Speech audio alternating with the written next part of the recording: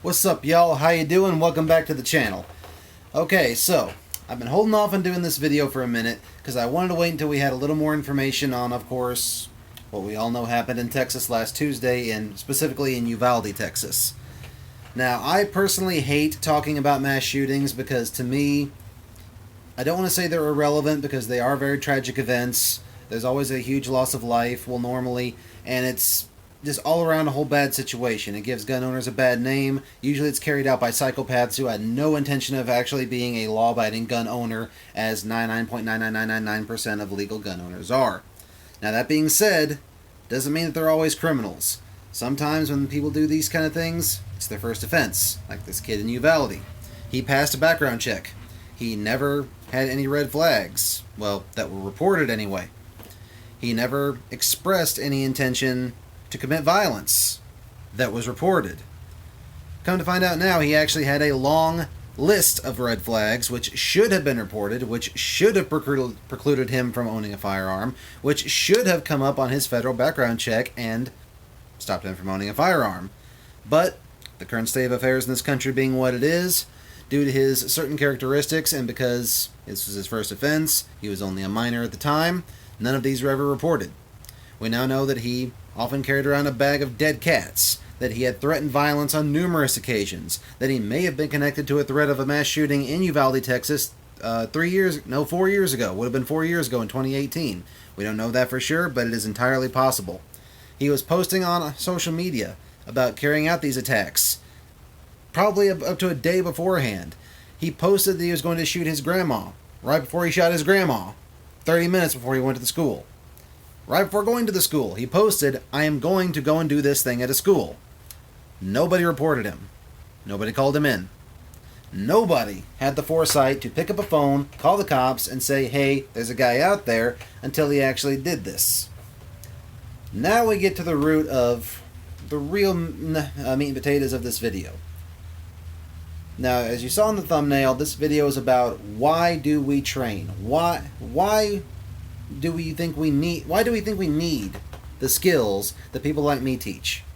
Why do we think we need to learn how to manipulate a firearm, how to execute tactical maneuvers, how to use gear, how to effectively and accurately use that firearm on the go under stress? Why do we think we need to train for the worst possible situation, such as a mass shooting, such as a self-defense situation? Why? Why do we think that it is our responsibility to be responsible for our own safety, the safety of our family, and the safety of those around us? Why don't we just count on the police? Why don't we count on the authorities? Why don't we just trust to the institutions that have been put in place to protect us instead of just doing it ourselves? Well, the shooting in Uvalde offers a absolutely, I don't want to say beautiful, it's rather tragic, but it is a perfect example of why we train. Why we take it upon ourselves to be responsible for our own security, that of our loved ones, and that of those around us. In Uvalde, the police were called no less than 8 times by a little girl in the classroom while the shooting was going on. There were 3 911 calls made by teachers and parents outside the school after this individual crashed his truck through the school fence and fired at the school for 12 whole minutes before the police showed up. Before the police showed up, I reiterate, 12 minutes of him standing in a parking lot shooting at the school. Not shooting in the air, not screaming, not threatening, sending rounds through the windows, through the walls, into the school for 12 minutes before the police arrived. This guy went into the school, barricaded himself in this classroom, and like the filthy coward that he was, murdered all these children and these 2 teachers. Why was he able to do this? Well, because the police took 12 minutes just to arrive on scene. Once they did arrive on scene, 7 officers entered the building, went up to the door of the classroom in which he was barricaded, exchanged fire with him, and then fell back. They were then told to stand down, wait for backup, wait for SWAT. They did so. More and more officers kept arriving, up until the point that there were 19 19 officers in and around this building, all armed with rifles, wearing body armor, with police training, for 40 minutes. That's the better part of an hour. That is 40 minutes while the shooting was going on. They could hear the shots going off. They could hear the children dying inside this school. They were told to stand down. Wait for SWAT. Wait for backup. Now, while this was going on, parents showed up.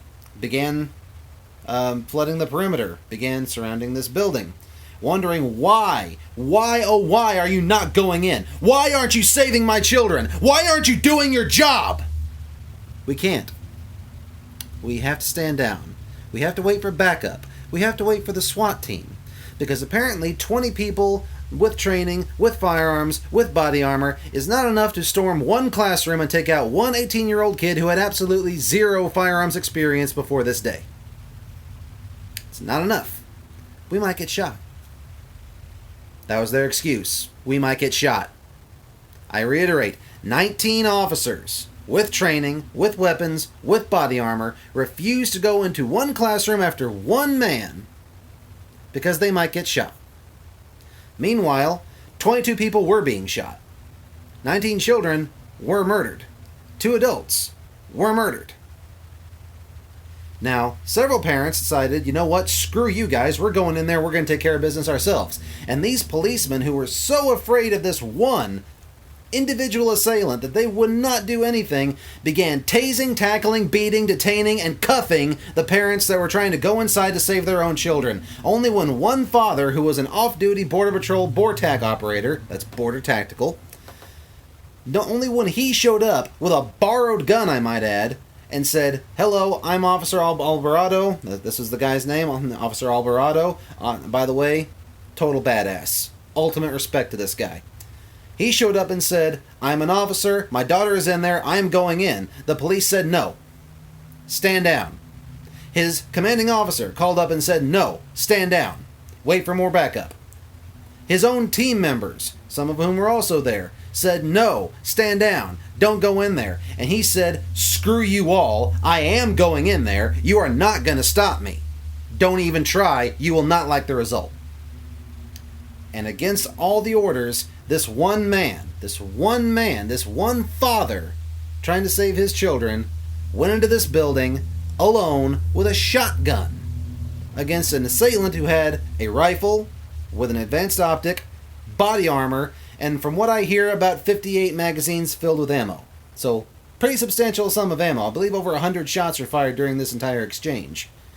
And he went in and just barely escaped death. If you look at the pictures that are available online, there is actually a bullet that grazed the top of his head. There was a bullet hole in his hat right around this area. And he's got a pretty big gash right across the top of his head. This man narrowly escaped death. He risked his own life to save his daughter and, I believe, his wife that were inside this school. Correct me if I'm wrong down in the comments. One man, with the training, with the mindset, with the drive to say, my family is in there, I am going to go save them, you are not going to stop me. One man did what 20 police officers would not do. Why? Aren't we supposed to trust the police? Aren't they supposed to be these uber highly trained special operations level just people that can solve all problems? Aren't they supposed to arrive on the spot right then, ready to take care of business? And are there no dirty Harrys around that would just walked in anyway saying, I'm a no-nonsense cop, plays by my own rules, and I'm going to save those people? Well, the answer is no. The Uvalde police refused to do the one and only job that they were hired to do. They refused to save the children that they could hear screaming and dying inside that building. They stood there, after, I might add, going inside to save their own children, but not the ones inside that classroom. Their own kids were saved. Their kids were safe. But the rest of the parents, whose kids were being maimed and mutilated and murdered inside this building, they had to sit there and listen. They had to watch through the window of the building as their children were dying, and the police did nothing. But don't worry, folks. Only the police should have guns. Only the police should be allowed to do this. Only the police and the military should be allowed to have any access at all to constitutionally protected weapons that allow us to defend ourselves against any threat which may arise. This is why we train. And I'm not trying to cast shade on law enforcement overall. I have huge respect for cops. I trained with several. I am friends with a few of them.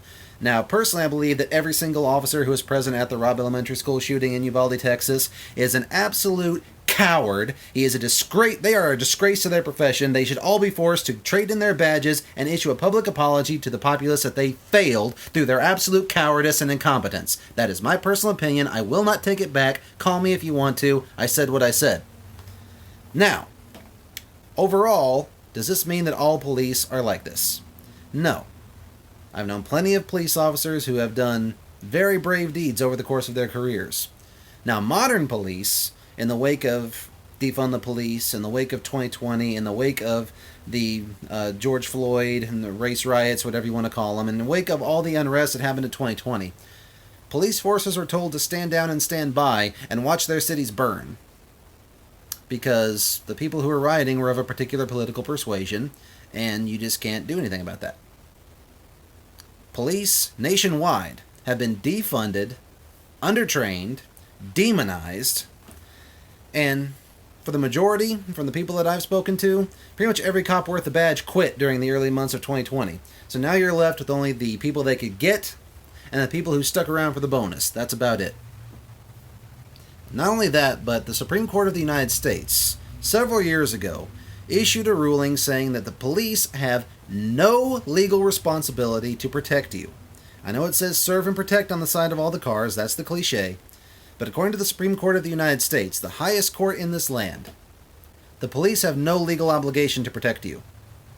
They have no, I repeat, no legal obligation to stop you from being murdered. They have no legal obligation to step in and intervene if a violent act is taking place. They're supposed to. That's what the oath says. That's what the job entails overall. They are not obligated to do so. Not only that, if you live in a rural area like where I live, police are often very ill-equipped and very ill-trained to respond to a situation like Uvalde or some other mass shooting event. In fact, perfect example. In my area just a few months ago, I believe it was middle of last year, we actually had an individual barricade himself in his house, and we had to call in the area SWAT team. It took them 3.5 hours to show up. 3.5 hours.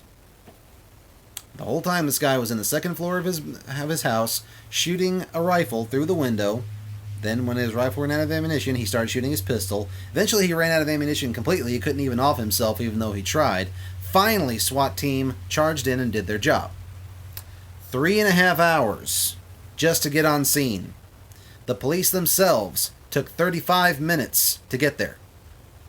I do not live in a major city. I live way out in the sticks. I'm here in rural Missouri. Now, if you live in a major city, like let's say New York, LA, maybe St. Louis, Chicago, those police departments have relatively fast response times. I believe the fastest on record is somewhere in the neighborhood of 3 minutes. Again, correct me down in the comments, please.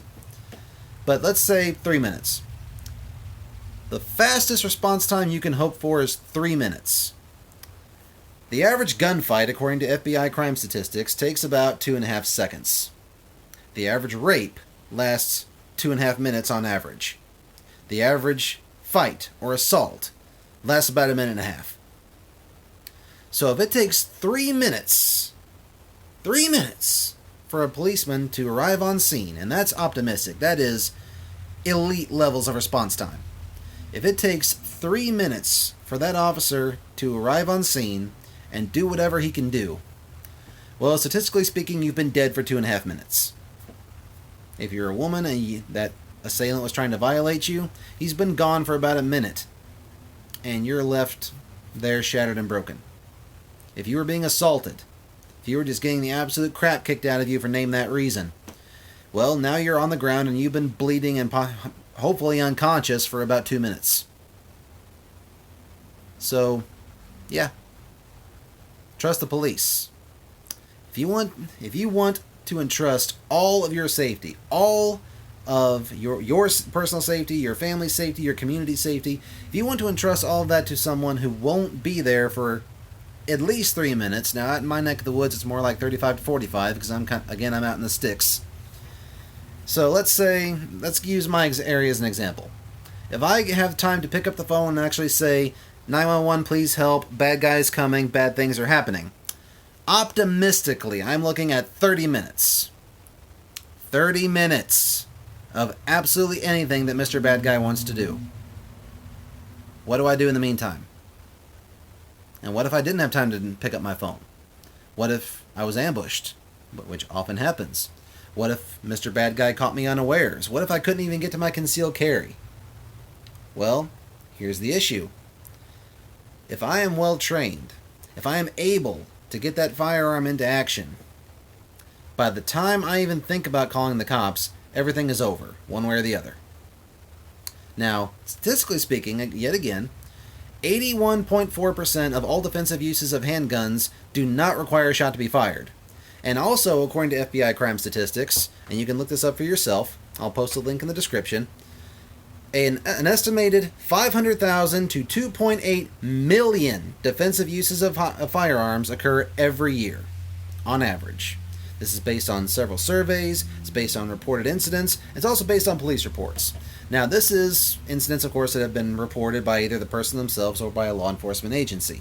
That's not entirely accurate, and it kind of varies depending on which source you're looking at. But let's kind of split it down the middle and say about 1.5 million. 1.5 million defensive uses of firearms per year by non-military or law enforcement civilians. Do you know what the average number of gun deaths in the United States is? I looked it up just this afternoon. For 2021, it was 43,000. Now, if you take away suicides, 24,000. If you take away gang-related homicides, that's inter-gang fighting, and police shootings, drops down to about 18,000. If you take away accidents, it goes down to just under 10,000. Now, those are very low numbers. But think about how much higher those numbers would be if all the states which have either concealed carry permits, constitutional carry, some form of allowance for their citizens to own, carry, and defensively use firearms. How much higher would that number be if that was not allowed? As the current laws being pushed in the wake of Uvalde and Buffalo shootings are now trying to push. They're trying to take away your right to even own a gun, let alone carry one. But think about this for a second. Just averaging it out, 1.5 million defensive uses of firearms, 81.4% of which do not require a shot to be fired. Sometimes you don't even have to draw the gun. Sometimes just lifting your shirt, showing the guy, hey, I've got a gun, don't mess with me, that's enough. So if that happens that often, how much higher would the death toll be if citizens were not trained, if citizens were not allowed to carry their firearms, if citizens were not given the legal right by the Constitution and by whatever higher power you believe in, the innate, inalienable right to self-defense with a firearm? How many more people would be dead every year? How many more Buffaloes and Uvaldes would we have if whoever was planning to carry out this heinous act didn't have to second guess themselves and think, you know what? I'm in Missouri. I'm out in the boondocks. People around here have guns, and they're pretty good with them. And I'm pretty sure that the school I'm wanting to hit, a lot of military parents, a lot of backwoods folks who will come out here and take care of business if I do something stupid. Now, in some cities, they don't have to worry about that.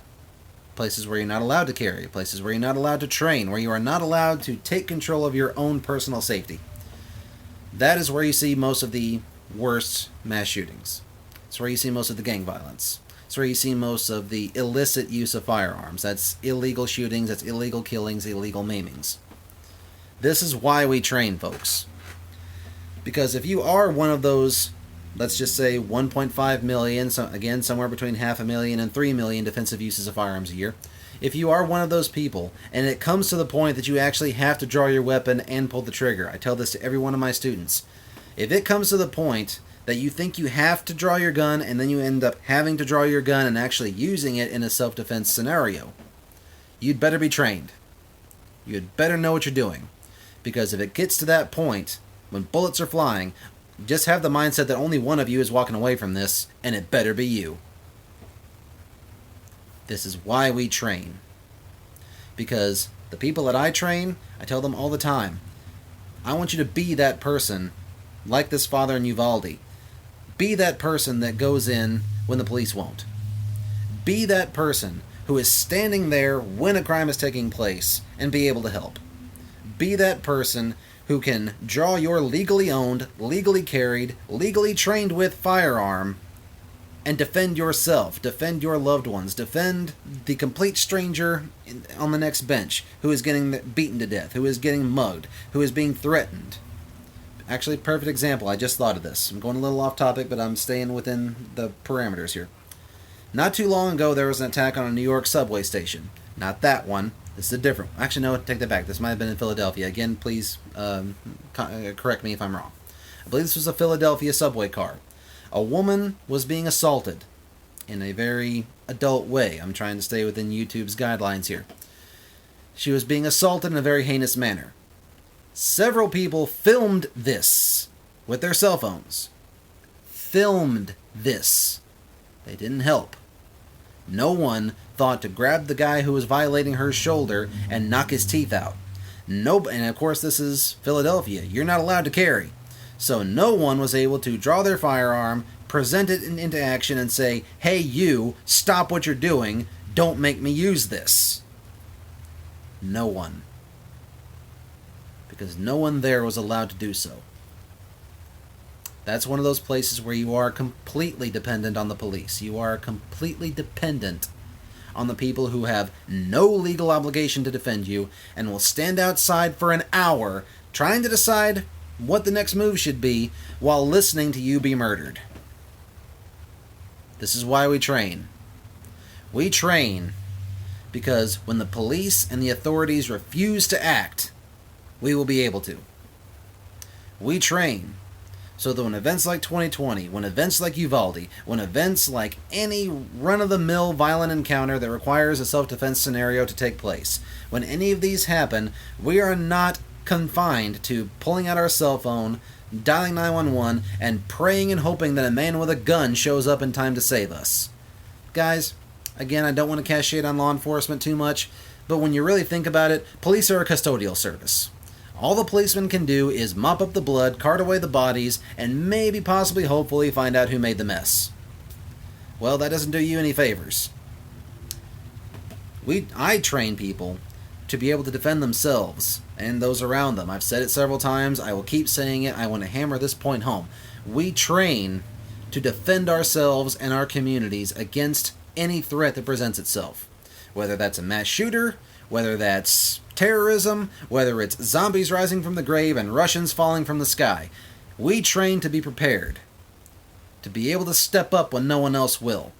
When the authorities are told to stand down and stand by, while the world is burning around you and blood is flowing in the streets, we can be able to step up. I didn't mean to go dark on this one. I know it's a hard subject to talk about. This is just my feeling on the subject, and it honestly makes my blood boil watching all these idiot politicians go around trying to just further infringe on our rights to keep and bear arms and to defend ourselves properly because some jerkwad went out and did something heinous, and now we all have to suffer for it.